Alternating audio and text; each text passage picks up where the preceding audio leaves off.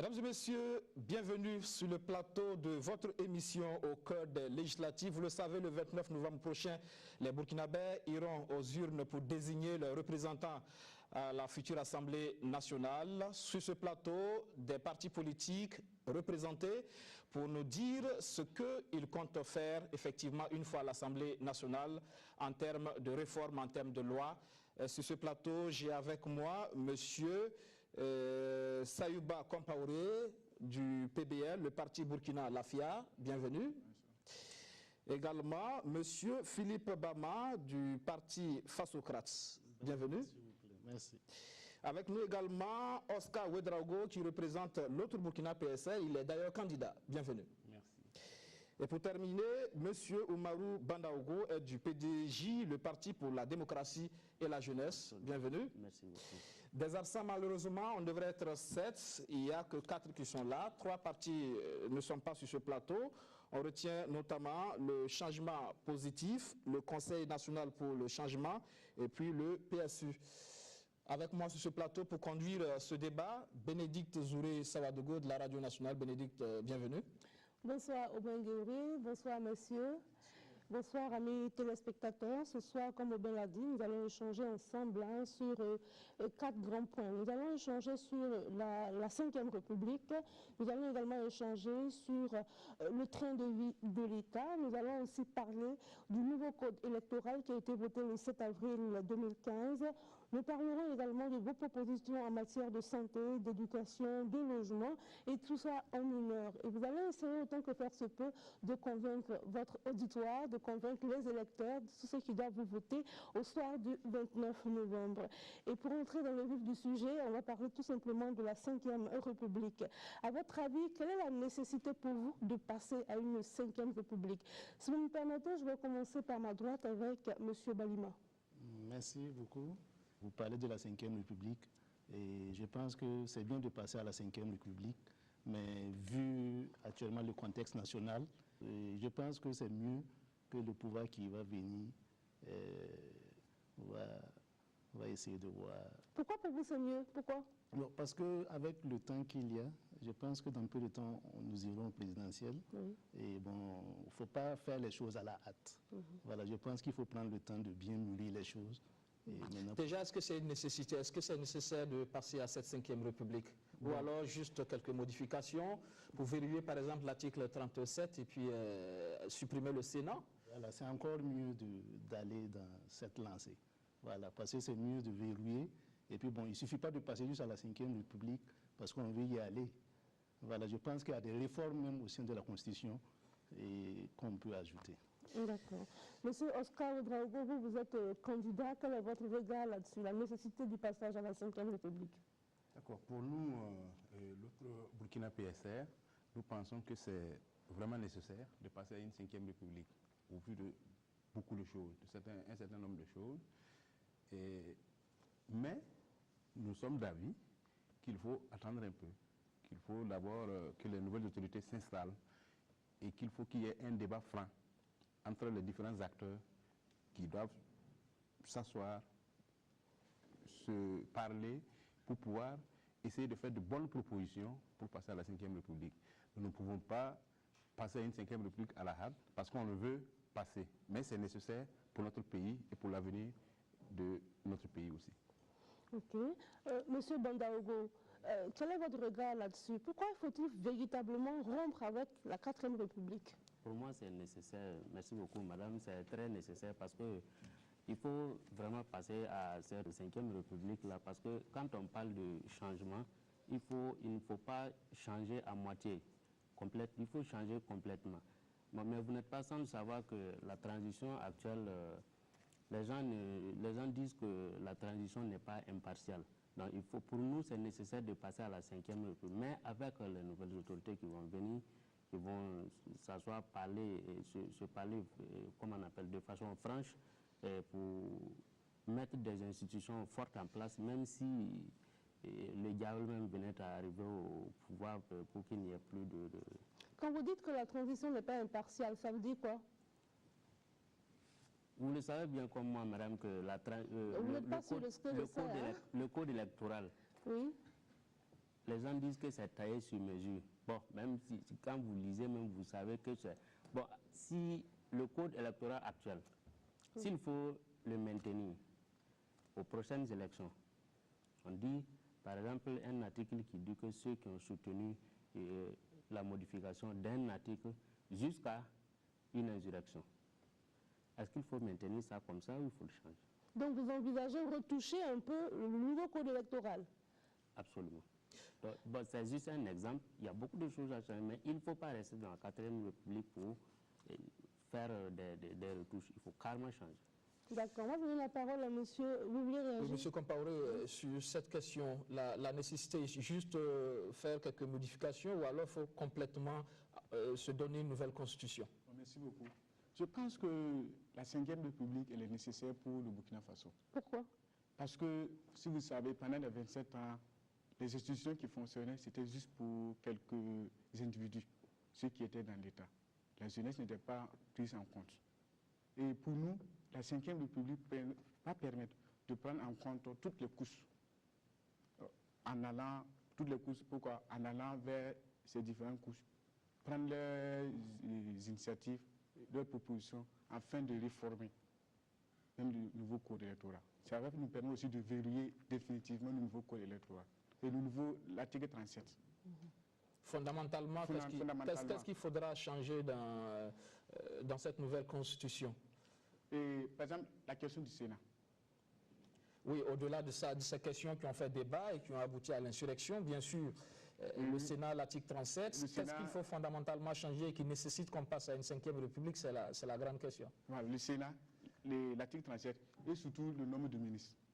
Ah bon? Oui, c'est une question aussi qu'il faut structurer. Vous voulez réagir, M. Bandaogo? Allez-y. À ce qu'il vient de dire.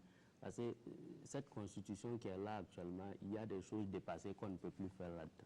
Il faut carrément changer. Il faut carrément changer. Madame, je ne vais pas revenir sur vous non, lire vous dites qu'il y a des choses qui sont dépassées. Donnez-nous des choses dépassées. Oui, mais la Constitution, elle est sur le net. Tout le monde lit. Moi, je ne vais pas revenir sur la Constitution. Peut-être que pour d'autres Burkinabés, ce n'est pas dépassé. Voilà. Oui, pour d'autres Burkinabés, ce n'est pas dépassé. Mais c'est une proposition de... Oui, je suis d'accord avec vous, madame, mais c'est une proposition de Constitution et tout le monde ira dire oui. Si oui ou non, il faut l'adopter ou il faut garder, ou il ne faut pas l'adopter. Voilà, maintenant, ce que je veux dire seulement, là, ce qu'il a dit, ce n'est pas le Sénat seulement ou l'article 37 qu'il faut, il faut carrément rompre avec cette 4e République-là et passer à une 5e République. Vous savez que les choses évoluent. Il faut aussi une constitution adaptée à notre réalité actuelle. Voilà. La jeunesse ne s'est pas un sujet pour rien. Voilà, il faut prendre les avis et les préoccupations de cette jeunesse-là en compte dans la nouvelle constitution. C'est ce que j'allais ajouter. Monsieur Baliman, vous voulez réagir? Oui, bon, je voulais dire que, vu la constitution, lorsque vous regardez notre constitution, on se rend compte qu'elle est vraiment très riche. Rien que le préambule de la constitution, quand vous le lisez, vous savez que la constitution, elle est très riche. Il faut juste appliquer ce qu'il y a. Il y a déjà eu des réformes, il y a eu l'article 37 qui a été verrouillé, et elle a modifié le Sénat qui ne fait plus partie. Donc je pense que le seul problème de la Constitution actuellement, c'est le pouvoir du président. Il a des super pouvoirs. Et la nouvelle Constitution devait ça, à votre avis. Pardon? La nouvelle Constitution devait réduire les pouvoirs du président, à votre avis. Justement, bon, mais pour cela, est-ce qu'on a besoin d'une nouvelle Constitution? Faites juste des réformes. Voilà. Donc pour vous, ce n'est pas une nécessité de passer à une 5e République, juste quelques révisions? Voilà, juste quelques révisions. On n'a pas plus de 60 ans, 50 ans d'indépendance et on se précipite déjà à une 5e République. Je pense que c'est déjà très tôt. Moi, j'ai dit qu'il faut nécessairement, il ne faut pas prendre une constitution amputée de certains articles pour dire que bon voilà, on a fait des régimes, maintenant c'est solide, il faut appliquer. Il faut relire la constitution en intégralité pour rompre calmement avec cette... Je tiens à dire qu'il faut rompre avec, comment on appelle cette 4e République-là. Il faut se donner une nouvelle constitution. D'accord, merci. Je voulais faire une petite contribution par rapport à ce qu'il a dit. Au fait, nous avons un devoir même de passer à une 5e République parce que ça fait 27 ans que cette constitution est là. Alors, il y a beaucoup de choses qui se sont passées, il y a beaucoup de choses qui ont été dites. Et aujourd'hui, Si vous voyez ce qui s'est passé en fin 2014, c'est parce que dans la Constitution, les jeunes surtout ont remarqué qu'il y a beaucoup d'imperfections. Les gens utilisent la Constitution, ils utilisent les lois qui les offrent les opportunités. Donnez-nous quelques exemples d'imperfections. C'est tout ce qu'on veut savoir. Oui, les imperfections, par exemple. Oui. Et je prends un exemple terre à terre que tout le monde connaît. Par exemple, l'article 37. On nous a dit que le président est élu pour un mandat de 5 ans. Il est rééligible une fois. Oui. Ça, tout le monde le sait. Mais ce qu'on n'avait pas fait, c'est qu'on ne l'avait pas sacralisé. On l'avait mis dans l'article 165 qui bloquait toute modification de cet article. Donc ça restait ouvert. Donc pour moi, tous ces genres de choses-là, c'est des choses taillées sur mesure et qu'il faut qu'on dépasse ça. Et vous êtes sûr que le prochain gouvernement à venir là, ne va pas tailler ça sur sa mesure aussi? Mais justement, c'est pourquoi je vous dis qu'il nous faut passer à une 5e république. Et pour cela, il va falloir une large concertation, c'est-à-dire de tous les partis politiques, même des autorités coutumières, voilà, tous les acteurs de la vie politique et même les acteurs moraux et les acteurs religieux et tout, pour essayer de voir qu'est-ce qu'il faut faire réellement pour le bien de tous les Burkinabés et non pas une partie des Burkinabés. Ok, M. Sayouba voulait la parole tout à l'heure. Oui. C'était pour compléter ce que le Faso... L'autre Burkina disait. Oui. Vraiment, quand vous regardez la constitution du Burkina Faso, pendant les 27 ans, elle était taillée sur mesure de quelques individus. Et il est très nécessaire aujourd'hui, avec le contexte actuel et la jeunesse, qui va bientôt occuper 60% de la population. Est-ce que la jeunesse n'est pas un fonds de commerce pour vous, les partis politiques? Parce que chaque fois vous parlez de la jeunesse, on a l'impression que vous en faites un fonds de commerce. Actuellement, si vous remarquez, les partis qui naissent aujourd'hui, c'est l'initiative des jeunes. Et pourquoi laisser une révolution, une constitution qui était en faveur contre cette jeunesse? Est-ce que ce n'était pas juste une question d'application sur des textes comme l'autre l'a dit? Est-ce que c'était véritablement un problème? Est-ce que ça veut dire que véritablement la Constitution ne prenait pas en compte les aspirations de la jeunesse? La Constitution ne prenait pas en compte. En quoi? Sur tous les domaines. Monsieur Guébré, à cette question, je vais réagir. Très rapidement, on va... Au niveau des autorités religieuses et coutumières, au niveau des autorités coutumières, c'est constitutionnalisé. Mais au niveau des autorités religieuses, il n'y en a pas. Vous ne voyez pas qu'il y a une discrimination? Il n'y en a pas. Alors que quand il y a des conflits électoraux comme ça, l'avis de l'autorité religieuse est pris en compte. On le sollicite même pour qu'il intervienne pour apaiser la situation. Pourtant, ce n'est pas constitutionnalisé. Vous ne voyez pas qu'il faut relire ça dans son intégralité? Mais quel est le rapport entre les autorités religieuses de la jeunesse? Attendez, vous avez dit que... Non, attendez, quand on parle d'autorités religieuses, moi je parle de ceux qui sont, de nos leaders religieux qui nous guident, qui sont pour nous des guides, des enseignants. Voilà. Tout de suite, vous avez dit que la jeunesse pour les partis politiques, c'est comme un fonds de commerce. Non. Loin de là, pas un fonds de commerce. Ça, le problème, c'est le triste constat actuellement. Parce que lorsque vous regardez les candidats aux élections, y a-t-il combien de jeunes? Même le quota genre, combien de partis le respectent? Donc, bon, souvent, bon, bon, quand vous l'interprétez de cette manière, bon, vous avez vos arguments. D'accord, on va évoluer pour parler... Si vous parlez de ça, moi je peux prendre des exemples concrets. Nous, au PDJ, le plus vieux candidat à 40 ans. Justement parce que votre parti... Oui, le plus vieux candidat à 40 ans. Votre parti n'a que 1 an aussi. Votre parti n'a que 1 an. On va avancer. On va avancer. Oui, mais il y a des partis qui ont fait 1 an, alors que c'est des vieux de 50 ans.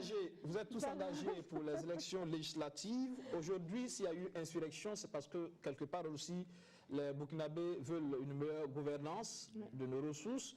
Ils veulent que ceux qui nous gouvernent donnent l'exemple déjà. La rigueur dans la gestion des deniers publics. Là, à ce niveau, vous voulez le poste de député. Sur la question, par exemple, des avantages liés, les salaires, par exemple, des députés, des ministres, on a vu que ça fait débat sous la transition, notamment au niveau du CNT. Vous, député, est-ce qu'il faut codifier cela? Tantôt, tout à l'heure, vous parlez, monsieur Bandaogo, du nombre de ministres, par exemple. Est-ce qu'il faut codifier aussi à ce niveau?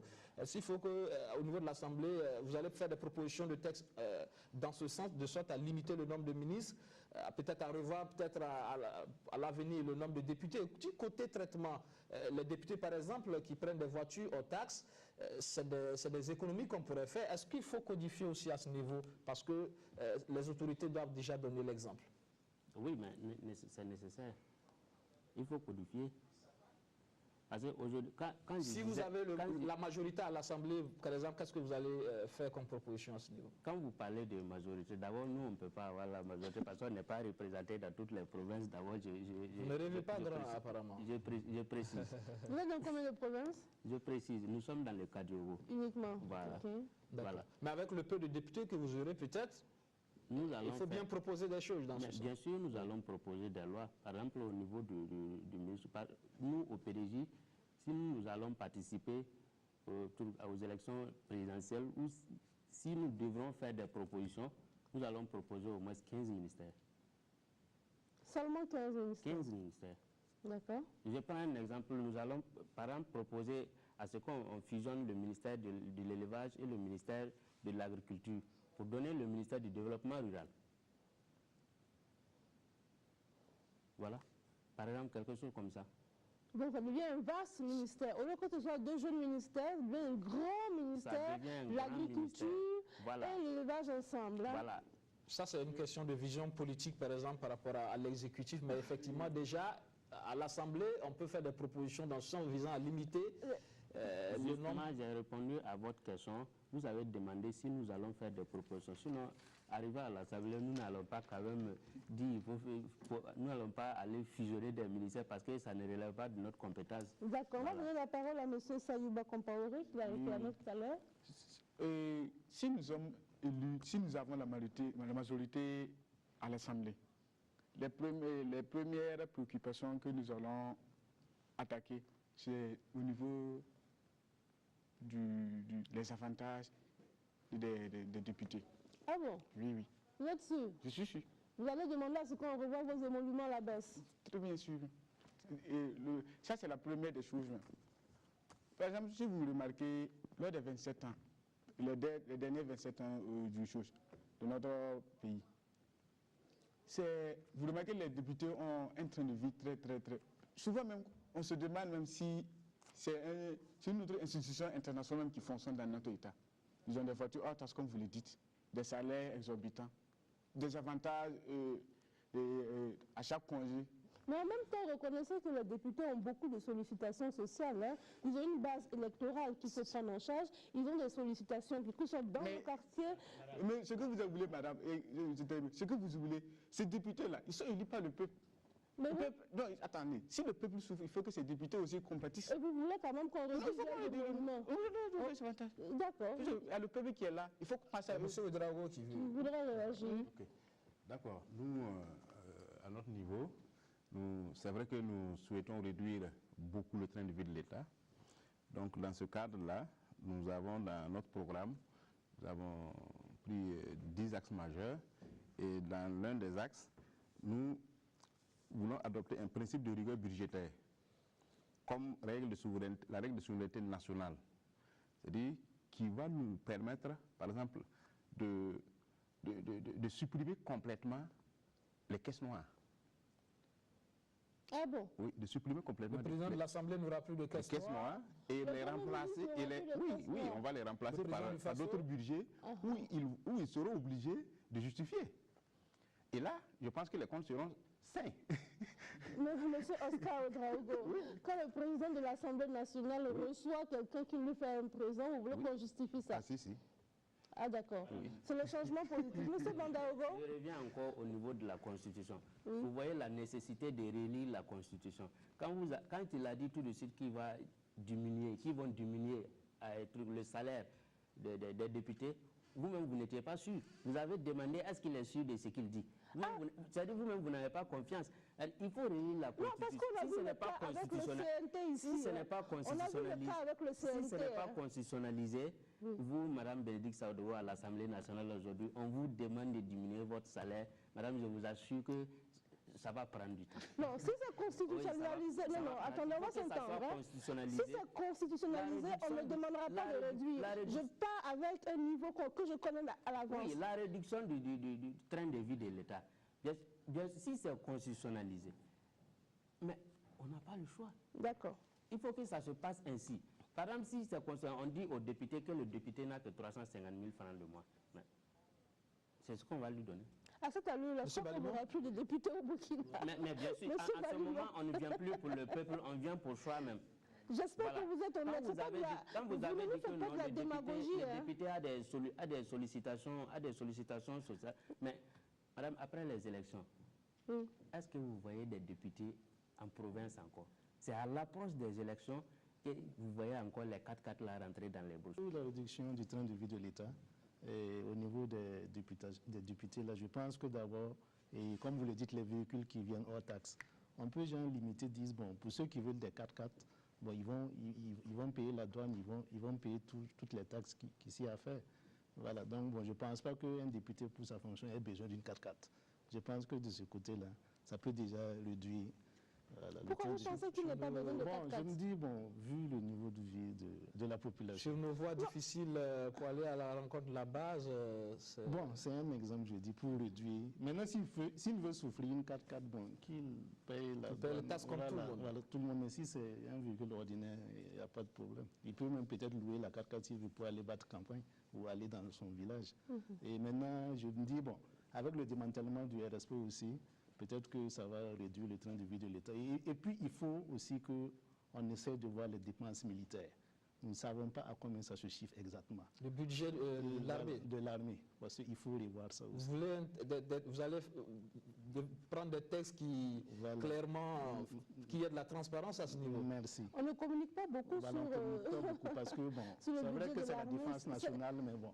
Il ne faut pas trop miser dans la défense pendant qu'il y a des gens qui meurent de faim. Les gens n'ont pas accès à l'eau potable, les gens n'ont pas accès à l'éducation. Mais en même temps, il faut qu'on soit en sécurité. Justement, je suis d'accord. Oui.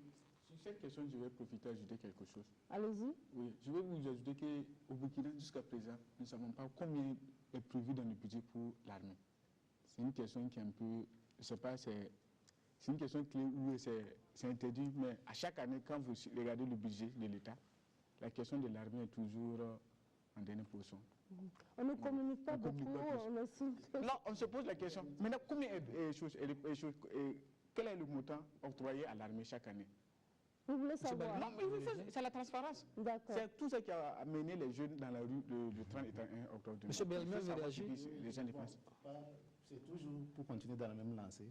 Et lorsqu'on prend la présidence du FASO, on se rend compte que le budget consacré à la présidence du FASO, c'est énorme. C'est vraiment énorme. De ce côté, on peut le réduire. Je n'ai pas des chiffres, mais je sais que le budget de la présidence, c'est à peu près le double, même pour ne pas dire le triple de l'Assemblée nationale. Oui, dans les années passées. D'accord.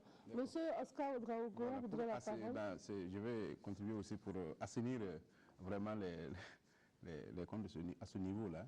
Il va falloir aussi que les institutions, par exemple, comme l'Assemblée, comme la présidence du FASO, comme le Premier ministère, où, à mon avis, je pense qu'ils n'ont pas assez de contrôle. Voilà, il n'y a pas assez de contrôle par les financiers. Et ça, quand il n'y a pas assez de contrôle, bon, les gens pensent que non, au fait, on est autorisé à faire certaines choses qu'on n'aurait pas dû et tout, bon, parce que de toute façon, personne ne va me contrôler. Voilà. Il y a l'Assemblée qui a cette possibilité de mener les enquêtes parlementaires, par exemple. Voilà. Donc, c'est-à-dire qu'à ce niveau-là, notre rôle à l'Assemblée serait de faire des propositions pour mettre fin à tout ça. Voilà. Même si nous n'avons pas la majorité, en tout cas, nous allons nous faire entendre. Est-ce que vous n'êtes pas en train de vendre de l'illusion au peuple burkinabé? Pas du tout. Je vous dis pas du tout. Parce que tout simplement, ces textes-là, peut-être même qu'elles sont déjà là. Ces lois-là, elles sont déjà là, mais elles ne sont pas appliquées. Parce que les lois, comme je vous l'ai dit au départ, il y a beaucoup de lois qui sont taillées sur mesure. Donc, ils ont fait ça exprès avec des failles qu'ils utilisent. Donc, comment faire pour éviter ça? C'est pourquoi nous proposons de passer une 5e République et pour mettre pas totalement à plat, mais en tout cas revoir tous les textes qui sont taillés sur mesure là, ça va nous permettre d'avancer beaucoup. D'accord. Monsieur Bandaogo, vous voulez la parole? Oui, c'est pour continuer dans la même lancée en disant que non, quand on dit qu'il faut supprimer les caisses noires, moi je me suis dit que c'est truc. Mon frère est allé trop loin en disant qu'il faut supprimer carrément. Le président du FASO, le président du FASO lui-même, c'est une institution d'abord. Voilà, le président du FASO, c'est une institution. Peut-être nous allons proposer des lois pour diminuer peut-être le truc, comment on appelle, le montant, la somme allouée aux caisses noires des... Mais ça, on ne le sait jamais. Hein. Voilà. C'est pour ça qu'on dit que Justement. Il faut les remplacer. Il faut les remplacer par des lignes du budget qu'on peut contrôler. Vous voyez, M. Djibril, vous voyez pourquoi, quand on parle de diminution, c'est noir, on ne sait pas c'est combien %, on ne voit pas dedans parce que c'est noir. Hein? Vous voyez, maintenant, si c'est constitutionnalisé, on dit non, tel montant, ou bien à peu près, on ne va jamais vous donner. En ce moment, ça ne s'appellera plus caisse noire. Ça s'appellera caisse noire parce qu'on va donner toujours de l'à peu près. On va toujours donner de l'à peu près. Voilà. Alors, on va parler du nouveau code électoral là, qui a fait couler beaucoup d'encre et de salive, le code électoral du 7 avril. Des germes d'exclusion pour certains qui le pensent. C'est aussi un certain nombre de choses. Hein. Est-ce que ce code-là, il est bon? Est-ce qu'il faut le garder ou bien vous, à l'Assemblée, vous allez faire des propositions pour relire encore ce code? Je crois que M. Bandaogo en parlait tout à l'heure. Oui, nous, au PDG, si nous arrivons à l'Assemblée, que ce soit majorité ou minorité, nous allons proposer des lois pour relire ce code-là. Parce que, dans quel aspect? Vous voyez que le code exclut les enfants de ce pays. Il empêche les enfants de ce pays d'aller à la conquête comment on appelle, du pouvoir. Donc vous voulez revenir sur l'exclusion. Donc vous voulez réviser le code là pour inclure tout le monde. Non, naturellement, il ne faut pas le garder éternellement. D'accord. Voilà, il y a eu insurrection en 2014. Est-ce qu'il y aura insurrection en 2015? Nul ne le sait. Est-ce qu'il y aura insurrection en 2016? Nul ne le sait. Voilà, donc il faut relire le code pour permettre à donner la chance à tout le monde d'aller aux élections. Et quel est le point de vue des autres participants sur justement l'exclusion? Monsieur Oscar Ouedraogo de l'autre Moi, je n'aime pas beaucoup le mot exclusion. C'est français. Voilà. Moi, j'aimerais qu'on parle plutôt d'inéligibilité. Voilà. Mais je suis au regret aussi, comme lui, de savoir que dans ce cours-là, justement, bon, si ce n'était que l'inéligibilité, il n'y avait pas de problème, parce que le code en avait prévu. Voilà. Mais on sent dans le code, surtout à cet article-là, que c'est quelque chose qui a été taillé sur mesure. C'était taillé sur mesure pour certaines personnes. Et je pense, aussi, j'ose espérer que c'est juste uniquement pour ces élections. Pour les élections d'après l'insurrection uniquement. Et qu'après, une fois la nouvelle assemblée installée, bon, on pourra réviser, et puis pour que tous les Burkinabés puissent se pardonner, puissent se parler, puissent se réconcilier, et on repart de nouveau. La question du taillé sur mesure revient à chaque fois, mais qu'est-ce qui nous dit que le prochain régime ne va pas aussi faire des textes mais taillés justement, sur c'est mesure? pourquoi il faut que l'Assemblée soit multicolore. Si l'Assemblée est multicolore, les lois taillées sur mesure n'existeront plus. Oh, mais on fait des alliances, hein. Dans une assemblée multicolore, on fait des alliances. Il y a des alliances, oui, c'est vrai. Mais les gens ont les yeux ouverts maintenant. Vous savez que depuis fin 2014, depuis aujourd'hui, il y a eu beaucoup de changements. Dans les mentalités même des Burkinabés, il y a eu beaucoup de changements. Et je pense que ce côté-là va nous permettre, en tout cas, de faire beaucoup dans nos lois pour la bonne marche de ce pays. Monsieur Compaoré. Bon, pour nous, Parti Burkina Lafia, nous pensons que le nouveau code électoral, il est parfait. Il est parfait. Juste quelques réaménagements qu'il faut à l'intérieur. Parce que, pourquoi je dis parfait? Si vous prenez ceux qui ont été exclus, ce sont ceux qui, avant l'insurrection, ont passé tout leur temps à insulter les gens. Non, attendez mon frère. Qui ont passé tout leur temps à nous... Je vous arrête, je ne peux pas attendre. Parce que quand vous dites ça là, le code dit ceux qui ont soutenu la modification d'un article jusqu'à une insurrection. Et celui qui a semé la graine de la modification là. Mais il a été exclu. Il a été exclu. Il a été exclu. Il a été exclu. Est-ce que vous êtes sûr de ce que vous dites là? C'est Je le ne vous CDP. apprends rien. Hein? Non. Vous êtes sûr de ce que vous Je dites là? suis sûr de ce que je dis. Le CDP n'a pas été exclu, ce sont des individus. Ce sont les individus du CDP qui ont été exclus. Ce sont les individus. Je ne parle pas Non. uniquement du CDP. Quand vous parlez comme ça, c'est comme si c'est à la législative seulement que les gens ont été exclus. À la présidentielle, c'est pareil. Non. À la présidentielle, c'est pareil. C'est comme si c'était le parti. Moi, par exemple, si par exemple je faisais partie du CDP et qu'ils ont fait ça, mais c'est le parti. Tous ceux qui faisaient partie du CDP ont soutenu la modification de l'article. Donc, ça veut dire qu'au CDP, aucun membre du CDP ne pouvait se présenter. Donc pour vous, le code, il n'est pas bon. Le code, il faut vraiment le relire. Non, le code, il n'est pas bon. Hein? C'est ça? Vous voulez me dire ça? Dites-le, il n'y a pas de Il faut souci. le relire. Quand on dit ce n'est pas bon, c'est qu'on remet tout en cause. Oui. Voilà. Alors que l'œuvre humaine n'est jamais parfaite. Même le code qu'on va relire, Voilà. là, Je reviens c'est encore votre à mon avis? frère qui dit que non, que le code est parfait. Et il dit maintenant qu'il y a des réaménagements. En ce moment, ce n'est plus parfait. Si vous dites que c'est parfait, c'est qu'on ne doit plus rien changer là-bas. Voilà. Maintenant, si vous dites que c'est parfait, il faut faire des réaménagements. Tu m'as coupé la parole sans que je ne termine. allez-y, Voilà. continuez. Voilà. Oui, puisque ce nouveau code, quand je prends, par exemple, nous prenons ce nouveau code, par exemple, je prends par exemple l'exemple des partis politiques qui viennent d'être créés par les jeunes. Vous allez remarquer le montant octroyé aux partis politiques très récemment, ça fait 337 millions pour les législatives. C'est trop faible pour battre des campagnes. Alors qu'il y a certains partis fondés par des jeunes qui peuvent contribuer à la construction du Burkina Faso. Mais compte tenu du montant et que ces partis, ces jeunes sont naturellement très pauvres, qui n'ont pas les moyens pour battre les campagnes. Je reviens encore à la Non, charge. attends, ces jeunes n'arrivent pas à se faire entendre. Je prends par exemple, Laissez-le terminer. si les 337 millions, il y a un leader d'un parti politique qui a des bonnes idées, et il reçoit 500 000 francs pour battre campagne. Vous pensez que 500 000 francs pour battre campagne? Vous ne devez pas compter forcément sur le financement public pour... Vous deviez à la salle, mon frère. parce qu'on est pauvre. Mon frère, écoutez, si vous créez un parti et que vous comptez sur les subventions pour fonctionner, Non, pas sur- ça devient inquiétant. Non, pas sur les subventions. Il faut Non, c'est pas sur les subventions, mais il faut vraiment vous en prendre à vous-même. Non, il faut que ce que Voilà. nous allons prendre là. Tout de suite, vous avez parlé de la réduction du train de vie de l'État. Ça, Et c'est vous vrai. voulez qu'on vous ramasse l'argent de l'État, vous donnez pour que vous ayez battu. Monsieur Balima, est-ce qu'effectivement, sur la question du financement même des partis politiques, est-ce qu'il ne faut pas aussi, pour les députés, voter aussi quelque chose, des textes à ce niveau?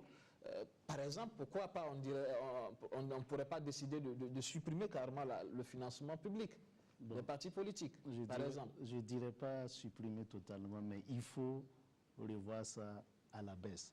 Parce qu'il ne faut pas qu'en créant un parti politique, ce soit un fonds de commerce. Voilà. Il faut que l'État, de toutes les manières, l'État accompagne les partis politiques. Et nous tous, nous savons que le budget de la transition, c'est un budget d'austérité. Voilà. Donc, aucun parti politique ne doit s'attendre à l'aide étatique pour battre campagne. Voilà. Je pense que quand on va en campagne, c'est parce qu'on a des solutions à proposer. Voilà, c'est surtout, on part pour ça. Et je voulais un peu revenir sur le code électoral, si vous me le permettez. Et moi, je dirais que actuellement, le code électoral du 7 avril, comme vous le dites, c'est un code électoral qui permet de situer l'ensemble des Burkinabés. Et je pense qu'il faut avoir le courage d'assumer ces actes. Voilà, il faut avoir le courage. Aucun parti n'a été exclu. C'est des individus qui ont été exclus. Voilà, donc, de mon point de vue, je pense que les gens n'ont pas à rougir de cela. Vous n'avez pas, à votre niveau, il n'y a pas de relecture à faire pour ce code électoral une fois à l'Assemblée? Bon, une fois à l'Assemblée, je pense pas. Comme l'a dit le confrère du PSR, c'est sûrement, ça s'applique aux élections du 29 novembre. Donc, après cela, les gens peuvent... Je vous espérer. Ok, voilà, parce qu'il ne faut pas dire... Voilà. Il ne faut pas passer parce qu'après, l'éponge. ça risque d'être compliqué à gérer. Voilà, il ne faut pas passer l'éponge et puis encore encourager des gens à... Voilà. Ça risque d'être compliqué à gérer. Qui ont été exclus, ce ne sont pas des partis. Moi, je suis contre ces propos-là parce que nous sommes des francophones, nous ne sommes pas des Français. Alors, le français, il faut faire très attention. Ces individus appartiennent à un parti. Donc, s'ils sont suspendus, c'est que c'est le parti même qui est suspendu. Je ne défends pas La preuve, ces partis en question remplacés. Je ne candidat. Je ne défends pas, moi je ne défends pas ces individus. Je suis d'accord pour lui qu'il faut assumer ses actes. Oui, c'est vrai, mais le code, il faut le relire. Il faut le relire. On a pris bonne note. Il y a la question, par exemple, de la campagne électorale déguisée qui a été aussi codifiée dans ce code électoral. On a vu qu'après, beaucoup de partis ont été surpris parce que la loi ne les arrange pas forcément, cette période de pré-campagne. Est-ce qu'à ce niveau aussi, il y a des choses, il faut relire les textes? Alors, quand on dit pré-campagne, ça ressemble à quoi exactement? Vous êtes politicien, dites-le nous. Oui, mais est-ce que quelqu'un a été pris la main dans ça en train de battre campagne avant même le lancement officiel des campagnes? Est-ce que ça a été fait? Par exemple, sur cette question, au niveau, par exemple, de la presse, il était interdit, sur cette période-là, de donner la parole, par exemple, à des leaders voilà politiques. Que vous précisez maintenant. Voilà, vous avez dit au niveau de la presse. Vous avez dit au niveau de la presse. Tout ce qui se fait officieusement, la presse n'est pas là. Voilà. D'accord. Mais moi, j'ai envie de m'arrêter justement sur un point justement par rapport aux campagnes électorales. Nous sommes au cœur des législatives. Le nouveau code prévoit une campagne sans gadget. Comment vous battez campagne? Monsieur Oscar Draogo, dites-nous, comment vous battez campagne sans gadget, sans argent, je dirais ça comme ça? D'abord, nous sommes habitués à ça. Ah bon, vous êtes habitués à ça? Nous sommes habitués à battre campagne sans t-shirt, parce que nous sommes un parti qui n'a pas assez de moyens. Et vous aviez combien de représentants à l'hémicycle? Nous sommes présents dans 29 provinces, oui, et plus la liste nationale, donc nous avons 30 listes. Oui, mais est-ce qu'à l'hémicycle, vous étiez présent? Non, on ne tient pas présent. C'est la conséquence du sans-gadget. Voilà. Donc, allez-y. Voilà. Maintenant, nous, ça nous dérange pas beaucoup. Mais seulement, ça dérange beaucoup plus les partis qui sont nouvelles, c'est-à-dire qui ont été nouvellement créés, surtout au cours de cette année, que les gens ne connaissent pas, ça va être difficile. Mais dans la logique, moi, je trouve ça normal. Je trouve ça normal. Il y aura une question subsidiaire, mais je fais le tour de table d'abord. Monsieur Saïba Compaoré, Oui. comment vous battez campagne sans gadget, sans argent? Le bureau politique du parti Burkina Lafia, pour mener bien sa campagne, nous battons sur 2 points. Nous battons les campagnes sur 2 points. Les porte-à-porte et en mettant en place des meetings. La campagne porte-à-porte, ça veut dire quoi? Et puisque nous représentons une liste dans la province du Ganzourou. Et là, nous avons formé des militants, des leaders de différentes zones qui partent au niveau des zones et qui expliquent aux différents militants qui n'arrivent pas à vraiment, par exemple, faire les déplacements lors des grands meetings. Quel est l'objectif fondamental de notre parti? Qu'est-ce que nous voulons même pour ce peuple qui va nous élire? Et vous arrivez à convaincre? Nous arrivons à convaincre. Bon. Et lors des meetings aussi, nous arrivons aussi à expliquer clairement et visiblement les buts même de la création de notre parti. La question, c'est surtout la question de la réglementation des gadgets. Oui. C'est bon? Oui. Bon, aussi, la question sur les gadgets, je pense que c'est comme notre confrère vient de le dire. C'est une question, la suppression des gadgets, ça a été très important pour le nouveau parti. Pourquoi? Je prends un nouveau parti sur la même logique, un nouveau parti qui a été créé, qui n'a pas trop les moyens pour bâtir sa campagne. Et si les gadgets existaient, il fallait miser, pour se faire entendre, il fallait miser sur les gadgets. Mais comme cela a été supprimé, ça permet aux différents partis, et principalement le nouveau parti qui a faible revenu, de mieux se faire entendre. Puis les gens sont sur le même pied d'égalité. Vous êtes sûr de ça? Oui, je suis sûr Vous de êtes ça. sûr que vous êtes sur le même pied d'égalité? Moi et puis mon confrère, nous sommes sur le même pied. Le parti, nous sommes sur le même pied. Puis il n'y a pas de gadget. Il y a des affiches un peu partout. Vous avez vos affiches dehors? Oui. Vous avez de grands posters Nous dehors? avons des grands posteurs. Vous n'êtes pas sur le même pied d'égalité. Parce que je n'ai pas encore vu un parti avec... Puisqu'il est dit... Sans gadget. Qui sait de quoi il parle? C'est pas que le t-shirt, hein? Moi, je pense plutôt... Non, ça veut dire que la chose, telle que c'est fait, c'est bien. Mais est-ce qu'on ne peut pas la parfaire? C'est-à-dire que... Parce qu'il y a des failles toujours. Il y a toujours des failles. Et les gens profitent de cette faille. Voilà. Sinon, dans le principe, c'est bien. Voilà, l'interdiction des gadgets, c'est très bien. Voilà. Parce qu'à l'allure où les choses chose, ça allait. Et les gadgets avaient tendance à remplacer les programmes politiques. Voilà, donc, et je pense que le fait qu'il n'y ait plus de gadgets, les gens seront obligés de conscientiser les électeurs. Voilà, il faut former les gens politiquement. Il faut les montrer ce que c'est que votre programme. Mais avant les gadgets, ça passe facilement. Il suffit d'envoyer combien de t-shirts par là, combien de paquets de sucre par-ci, et puis le tour est joué. Voilà, donc je pense maintenant il y aura un travail de fond. Et ce qui est bien, c'est que ça y va pour l'intérêt national. Parce que les gens ne vont plus voter parce qu'ils ont reçu des gadgets. Ils vont voter parce qu'au moins ils auront entendu, même si c'est une ligne du programme d'un parti.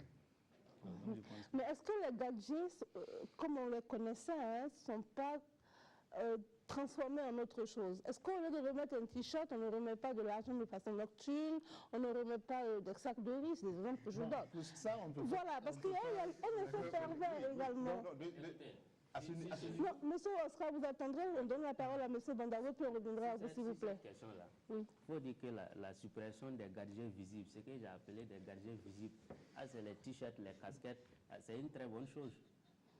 Maintenant, ce que vous appelez les gadgets invisibles maintenant, les enveloppes et puis les sacs de riz maintenant, c'est quelque chose qu'on ne peut pas contrôler. Même si c'est interdit par des tests, on ne peut pas contrôler. Alors, vous n'allez pas me demander, avec ma voiture la nuit, où je vais. Bon. Oui, vous êtes en train de me provoquer.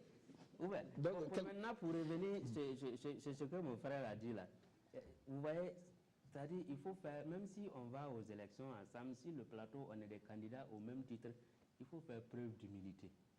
Vous ne pouvez pas dire que vous êtes sur le même pied d'égalité. Un parti qui fait 3 provinces par jour et un parti qui fait 3 quartiers par jour, vous ne pouvez pas être sur le même pied d'égalité. C'est des choses visibles, même si on n'a pas besoin même de le dire, c'est des choses visibles. La suppression des gadgets, c'est très bien, on l'a chanté depuis des années, c'est venu, Dieu merci, mais dire que nous sommes sur le même pied d'égalité, c'est trop osé. Quand je dis que nous sommes sur le même pied d'égalité, vous savez qu'en son temps, avec le CDP, comment le CDP misait dans ses gadgets? C'est la somme de plus de 10 partis politiques. Ça, c'est des questions de moyens. Non, mais attendez. Vous ne pouvez pas en vouloir à quelqu'un qui utilise des moyens pour faire sa campagne. Parce qu'à l'époque, ce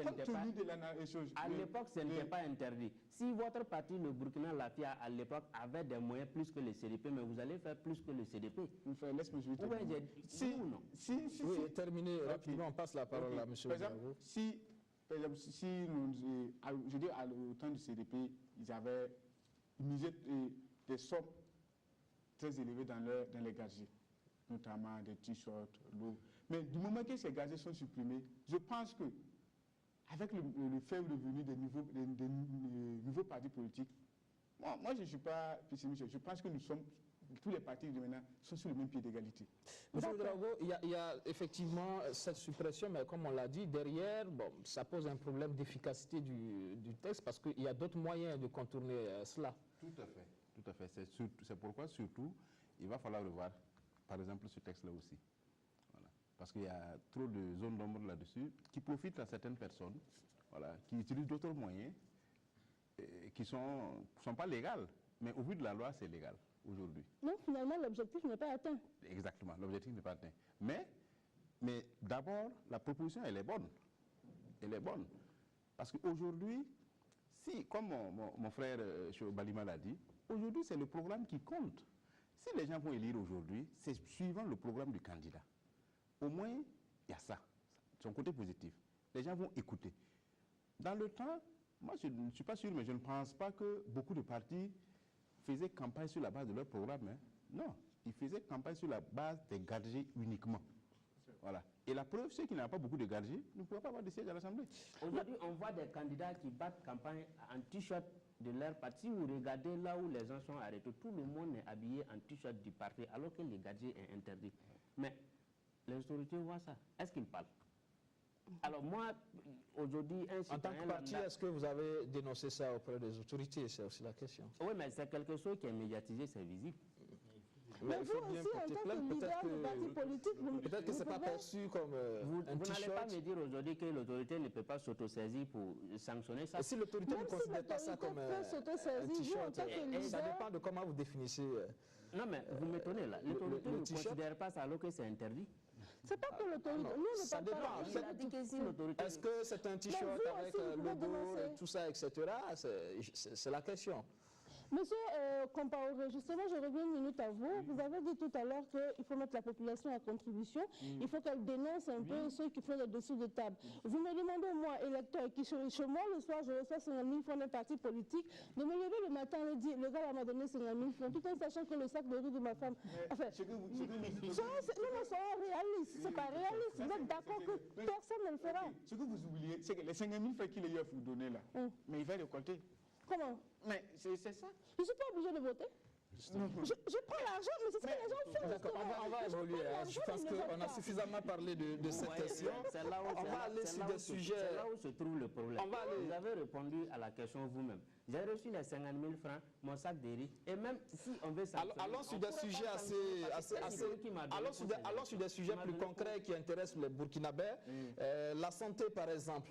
Vous, députés, quelle loi proposer pour améliorer ce secteur-là, puisqu'on reconnaît qu'il y a trop de problèmes. Les Burkinabés ont trop de problèmes par rapport à ce secteur, la question de l'accès, la question des infrastructures. Principalement en tant que député, quelle loi, que proposer effectivement au niveau de l'Assemblée pour améliorer un peu ce secteur d'activité? Naturellement, au niveau de la santé, il y a eu beaucoup d'actions qui ont été posées au niveau de la santé. C'est comme tout de suite, on a parlé, on dit qu'il y a des tests qui ne sont pas appliqués. Au niveau de la santé, c'est la même chose. Les centres de santé et de promotion sociale, les CSPS. Aujourd'hui, on a des villages qui n'ont pas de CSPS. Bon, ça ne relève pas de la compétence du député, voilà, de construire des CSPS. Mais il faut que le député qui est le représentant du peuple à l'hémicycle, ceux qui détiennent le pouvoir ont fait des promesses devant Dieu et devant les électeurs qu'ils vont faire la promotion de la santé, construire des hôpitaux, des CSPS. Mais si à un moment donné ce n'est pas fait, naturellement, il faut que le député appelle le ministre de la Santé en question pour qu'il vienne répondre aux questions du député devant l'Assemblée nationale. Voilà. D'accord. Merci beaucoup, monsieur Oumarou Bandaogo. Vous êtes du Parti pour la démocratie et la jeunesse. C'est bien ça. Votre parti est à peine très jeune, parti à 1 an. C'est ça. Et monsieur Balima, justement, vous êtes du parti Fasocrates. Monsieur Sayouba Compaoré, vous êtes du parti Burkina Lafia, et monsieur Oscar Ouedraogo, vous êtes de l'autre Burkina PSR, Parti pour le socialisme et la refondation. On reste toujours dans la dynamique de ce débat et nous, il reste moins de 10 minutes. Justement, en matière de santé, vous n'aviez pas réagi. Qu'est-ce que vous voulez proposer, monsieur Oscar Ouedraogo? Après, je viens à vous, monsieur Sayouba Compaoré. D'accord. En matière de santé, ce que nous allons proposer, je vais renchérir sur ce que M. Bandaogo a dit. En fait, il faut accentuer surtout l'accent sur le contrôle. On ne peut pas laisser, par exemple, le gouvernement faire des promesses ou exécuter, par exemple, le budget sur la santé et sans contrôle. Aujourd'hui, nous voyons qu'il y a des projets 8000 villages, 8000 CSPS. Bon, est-ce qu'à l'Assemblée, on n'a plus le soin de contrôler, voir si est-ce que c'est bien exécuté? Parce que si c'est bien exécuté, aujourd'hui, on parle beaucoup de ces questions-là. S'il y avait 8000 villages, 8000 CSPS, s'il y avait 8000 CSPS dans tous les 8000 villages, aujourd'hui, les questions de santé seraient... Ça n'allait pas être réglé tout à fait, mais en tout cas, on allait passer à une autre étape. Voilà. Vous posez la question du contrôle de l'action gouvernementale dans ce secteur particulièrement. Oui. D'accord. Voilà. Je n'ai pas fini. Il n'a pas fini. Voilà. Donc, ce que nous allons proposer, c'est renforcer le contrôle au niveau des autorités chargées de la gestion de ces questions-là, au niveau de la santé, pour qu'ils puissent répondre, pour qu'ils puissent nous expliquer pourquoi ou comment on a prévu, par exemple, de construire 500 CSPS en 5 ans, alors qu'en 5 ans, on n'a construit que 100 ou 200. C'est noté. Voilà. Monsieur Sayouba Compaoré. Voilà. Moi, je vais ajouter quelques points essentiels. C'est vrai qu'il faut construire des CSPS, construire des antennes circulaires un peu partout. Mais le plus important, il faut motiver l'individu, c'est-à-dire les médecins, les agents de santé. Vous savez, un individu qui n'est pas motivé dans une entreprise, son résultat est nul. Si vous remarquez aujourd'hui, à l'heure actuelle, dans la ville de Ouagadougou, vous pouvez poursuivre un médecin. à Yalago pendant 1 à 3 mois. Chaque fois, on vous dirait qu'il n'est pas là. Pourquoi? Parce que cet individu ne trouve pas son compte dans les hôpitaux publics. Vous voulez proposer concrètement quoi en termes de texte? Il faut parce que ça, c'est votre le rôle. salaire, les indemnités et les avantages des médecins, des agents de santé. Parce qu'une jeunesse malade n'est pas une jeunesse compétente. D'accord. Voilà. Monsieur Balima?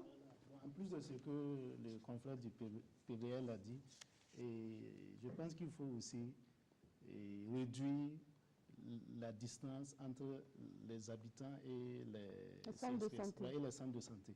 Donc pour cela, et je pense qu'il est d'abord, de prime abord, et c'est mieux de faire un audit du ministère de la Santé, pour ne pas dire faire un inventaire. Parce qu'il ne faut pas prendre les chiffres comme ça, il faut les vérifier. On peut dire qu'il y a un CSPS ici, il y a combien de CSPS là-bas, mais ça c'est sur le papier. Mais est-ce que visiblement, sur le terrain, concrètement, est-ce que ça est là? Et puis bon, maintenant, Donc à l'Assemblée, vous allez exiger ça? Voilà, nous allons exiger cela. Maintenant, suite à ça, suite aux résultats, on pourra essayer de voir c'est où il faut construire. En termes de proposition de texte, de loi? Pour l'éducation.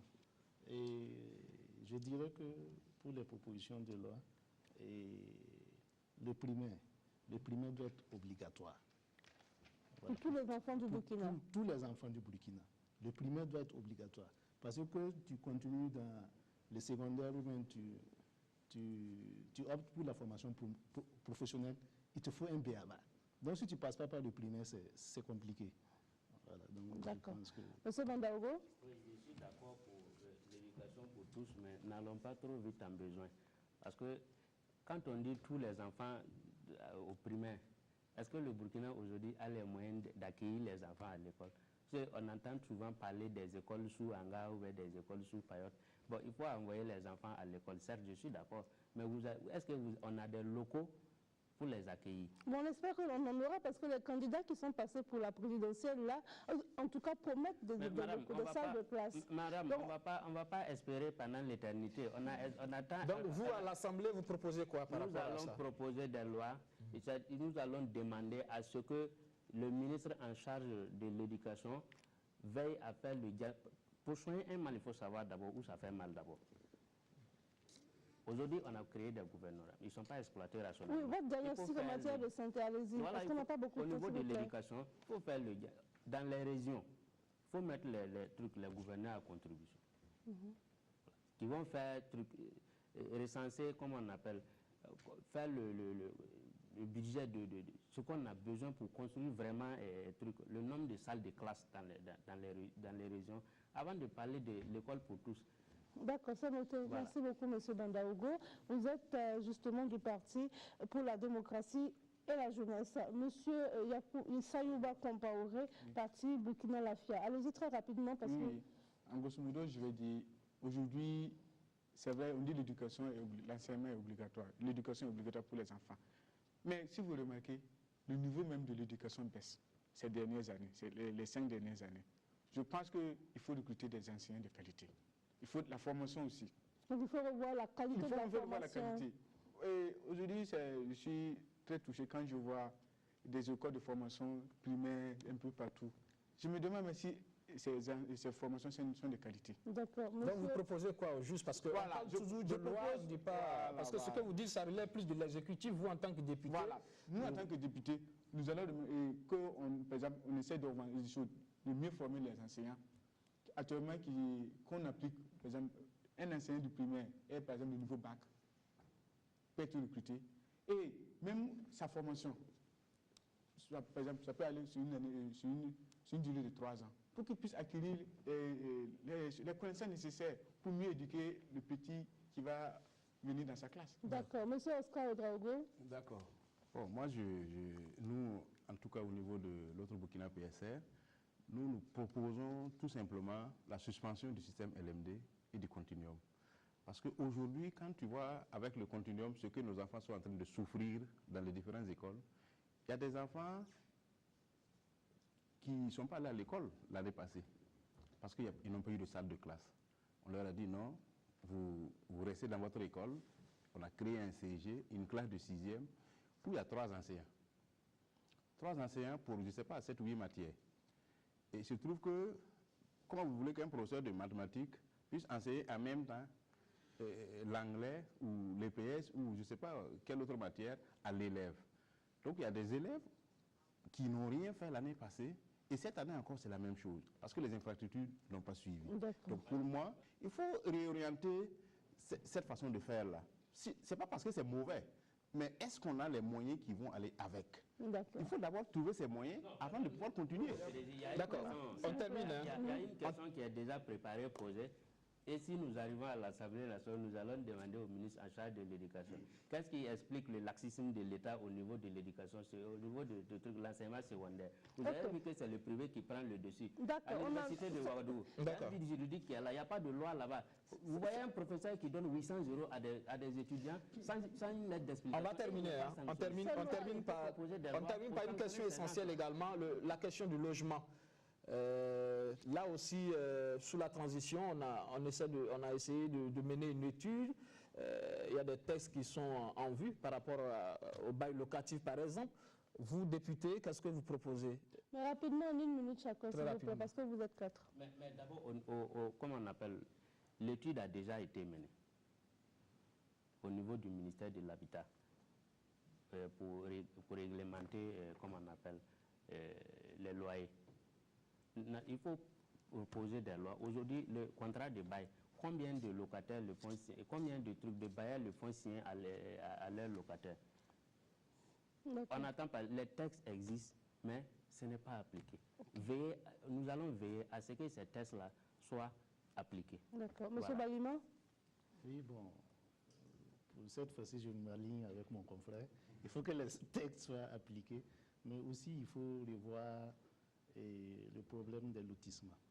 Voilà, peut-être il y a un ancien Premier ministre qui avait essayé d'élaborer un fichier pour voir il y avait combien de personnes qui avaient des parcelles. Bon, on peut limiter et on peut dire que bon, on peut voter une loi en disant tout Burkinabé ne peut pas acheter plus d'un certain nombre de parcelles pour permettre à d'autres personnes d'acheter. Parce que quand il y a des gens qui achètent beaucoup, ça fait que bon, le prix des parcelles, il y a une inflation, ça ne fait qu'augmenter. D'accord. Et surtout que on fait la force, la loi existe. Monsieur Bandaogo, vous n'avez pas la parole. Il ne reste que 2 minutes. Est-ce que c'est appliqué? Non, il ne reste que 2 minutes. Monsieur Bandaogo, vous n'interviendrez plus parce qu'il faut qu'on fasse le tour de table quand même, s'il vous plaît. Monsieur Balima, vous avez fini? Bon, c'est bon.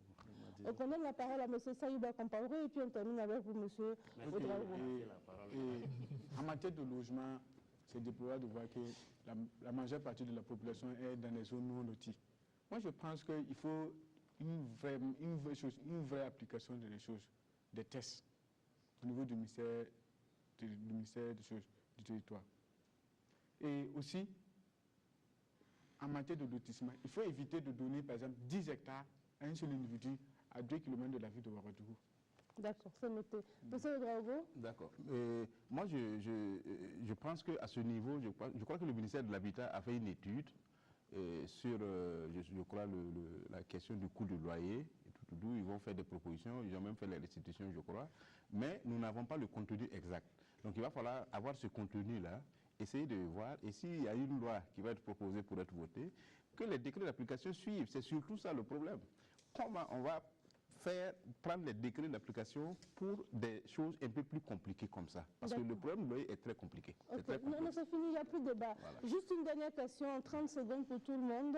Pourquoi voter votre parti? On va commencer par vous, monsieur Sayouba Compaoré, le parti Burkina Lafia. Pourquoi voter Burkina Lafia? Rapidement, en 2 mots. Pourquoi voter Burkina Lafia? Burkina Lafia, c'est un nouveau parti qui est né après l'insurrection du 30 octobre 2014. Et c'est un nouveau parti de jeunes et qui veulent vraiment construire un Burkina émergent. Merci.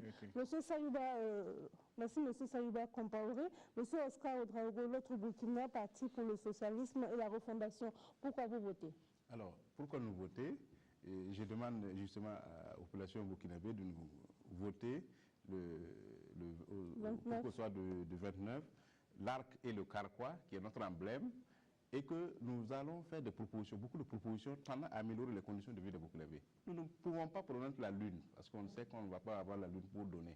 Mais ce que nous pouvons faire, c'est essayer, parce que le député, ses prérogatives sont limitées, donc tout le monde le connaît, on ne va pas revenir là-dessus, mais en tout cas, c'est de faire des propositions pour tendre à rendre encore plus agréables les conditions de vie de nos populations.